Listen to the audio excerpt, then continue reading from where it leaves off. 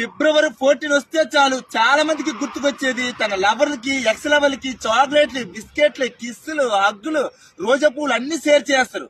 కానీ అదే ఫిబ్రవరి 14 రోజు పుల్వామాలోపు ఉగ్రవాదులు మన మిలిటరీ వాళ్ళ మీద బాంబ్ బ్లాస్ట్ చేసిన విషయం చాలా మందికి తెలియదు. ఆ బాంబ్ బ్లాస్ట్ లోపు కొన్ని వందల మంది మన మిలిటరీ వాళ్ళు చనిపోయిన విషయం కూడా చాలా మందికి తెలియదు. చనిపోయే వాళ్ళ కోసం మనం 2 నిమిషాలు మౌనం పాటించాలనే విషయం కూడా మనకు తెలియదు. ఇది ఫిబ్రవరి 14 రోజు ఈ సంఘటన జరిగింది కనుక ఇది బ్యాలెన్స్ డే కాదు, బ్లాక్ డే అనే పేరు కూడా వాళ్ళు పెట్టారు. ఆ విషయం కూడా మనకు తెలియదు.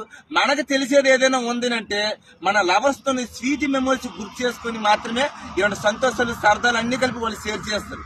షేర్ చేయడంలో తప్పులేదు. ఈ రోజు కాకపోతే రేపు షేర్ చేసుకోవచ్చు. కానీ చనిపోయే వాళ్ళ కోసం మనం ఈ రోజు కాకపోతే రేపు విసిట్ చేయలేం.